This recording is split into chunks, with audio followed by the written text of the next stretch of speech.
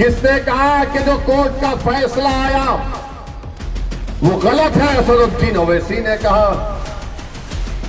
जब कर्नाटका में हमारे बच्चियों से हिजाब छीन लिया गया, किसने कहा? मजलिस ने कहा। बताओ, जब सब मजलिस करती है और कहती है तो ये लोग बोलते नहीं ये मिले हुए हैं। अरे भाई, हम कहां मिले हुए हैं? तुम मिले हुए हो।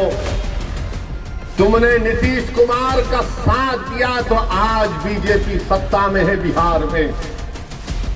मैंने नीतीश कुमार को मुख्यमंत्री नहीं बनाया, तेजस्वी और लालू ने बनाया, और आज नीतीश कुमार मोदी के गोद में बैठकर चाय पी रहे हैं। बताइए, इसका जिम्मेदार कौन है? कभी आप सोचो कि आपने वोट दिया था इनको। गठबंधन मैंने आपसे कहा था कि देखो नीतीश कुमार ये लोग बीजेपी को एक दिन सत्ता में लेकर आएंगे। मैं बार बार आपसे कहता रहा, मगर आपके दिलो दिमाग पर गठबंधन का एक जादू छाया हुआ था। नहीं ओवैसी साहब, गठबंधन, मैंने कहा ये गठबंधन नहीं है, ये दोबारा सत्ता दे देगा बिहार में आरएसएस को, बीजेपी को। बताओ अब कौन जिम्मेदार है? मेरी शिकायत आपसे है, मेरी शिकायत तेजस्वी नीतीश मोदी से नहीं है। मैं आपको अपना समझकर, अपना बेटा समझकर, अपना भाई समझकर अगर मैं गलत कह रहा हूं तो मुझे माफ कर दो। मैं आपसे शिकायत करने आया हूं। मैं कहां पर शिकायत करूंगा? मैं किसके सामने जाकर अपनी बात को करूंगा? मैं तो तुम्हारे घर पे आऊंगा ना। तुम्हारा घर मेरा घर है, तुम्हारा घर अकेला तुम्हारा घर नहीं है। इसलिए मैं बड़े फक्र से कहता हूं कि सीमांचल का हर घर असदुद्दीन ओवैसी का घर है। सीमांचल के हर नौजवानों के ख्वाब को पूरा करना अख्तरुल ईमान हमारी जिम्मेदारी है। इसीलिए मैं अपनी शिकायत तुम्हारे सामने रख रहा हूं। सोचो मेरी इन बातों को। अगर इसमें सच्चाई है तो हमारा साथ दो, अगर तुम समझते हो ये झूठ बोल रहा है तो ठीक है। मैं जो कुछ कह रहा हूं मेरा रब जानता है कि मेरी नीयत क्या है।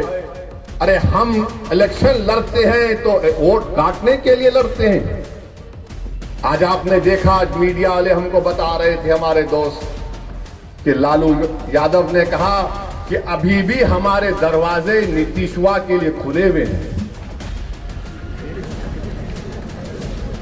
लालू ने कहा कि नीतीश के लिए हमारे दरवाजे खुले।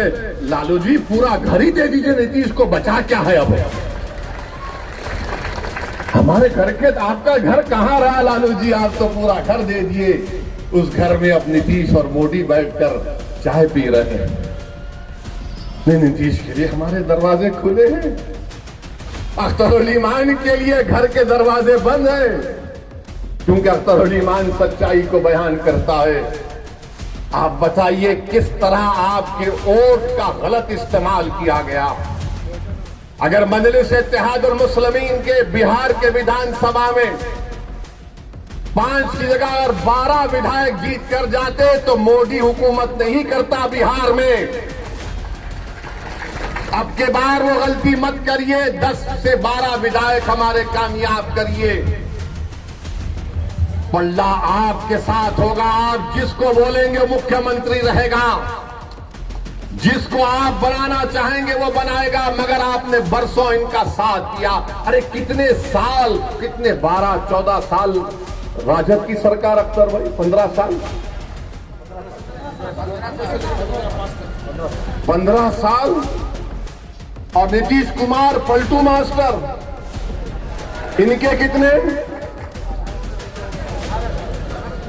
17 साल। 15 और 17 मिला दीजिए 27 साल। अब 32 साल हो गए। माफ करना, बिहारी मैथ्स में अच्छा होता है। 32 साल हो गए।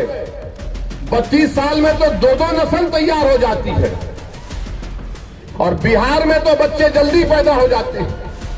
ये बीजेपी वाले बोलते हैं 32 साल हो गए, उसके बावजूद भी हमारे जो सफों में जो ये लोग कमजोर लोग बैठे हुए हैं, जो अपना ईमान बेचकर बैठे। अरे 32 साल ही तो हुए ना, 100 साल कहां हुए? 32 साल में कितने घर बर्बाद हो गए। 32 साल में सीमांचल में कितनी जमीन कट गई। 32 साल में कितने किसान बर्बाद हो गए सीमांचल में, मगर हमारे दिमागों में बात बैठी हुई है, नहीं भाई सेकुलरिज्म को जिंदा रखना है। सेकुलरिज्म को तुम नहीं जिंदा रख सकते। ये सेकुलरिज्म को जिंदा रखने की बात हो रही है। सेकुलरिज्म जिंदा उस वक्त रहेगा जब तमाम लोग अपने आप को महफूज समझेंगे, चाहे दलित हो, मुसलमान हो, आदिवासी हो। सेकुलरिज्म की बात ये लोग अपने बेटे को मुख्यमंत्री बनाना चाहते हैं। लालू, मेरा बेटा मुख्यमंत्री बन जाए तो बिहार का कल्याण हो जाए, मेरा बेटा मुख्यमंत्री की कुर्सी पर बैठ जाए तो सबका टन टनाटन फायदा हो जाएगा। मेरे भाई, ये कब तक खानदान और पानदान की राजनीति चलती रहेगी, ये आपको फैसला करना है। अख्तर ईमान का आपने हमेशा साथ किया। अख्तर ईमान ही ने बता दिया आपको कि कैसे 4 तो भाग गए, बंदरों की तरह दीवार कूद कर भाग गए। मैं उन 4 को कह रहा हूं कि आओ निकल कर आओ सीमांचल की सरजमीन पर और बोलो ओवैसी के बारे में तुम में दम है तो बताओ आके तुम लोग। और हद तो ये हो गई, यहां के जो विधायक हैं, यहां के जिसको आप और हमने उनके लिए बड़ी मेहनत की, आपने क्या क्या किया अल्लाह ही जानते। वो क्या किए, तेजस्वी से दौलत लिए दुबई में होटल खोले, दुबई में होटल खोले। होटल का नाम क्या लिखा, हैदराबादी बिरयानी। चलो शुक्रिया आजाद, कम से कम तुमने हैदराबाद को याद तो किया अपना जमीर बेचकर। अब बताइए आप, ये कैसे लोग हैं। मगर हमारी तारीख गवाह है, करबला के मैदान में इमाम हुसैन को शहीद करने वाले गैर नहीं थे, मुसलमान थे। करबला के मैदान में इमाम हुसैन के साथ नमाज पढ़ते थे और नमाज के बाद आले रसूल पर तीर बरसाने वाले मुसलमान थे। टीपू सुल्तान को शहीद करने वाले गैर नहीं थे, मुसलमान थे। सिराजुद्दौला को नुकसान पहुंचाने वाले मुसलमान थे।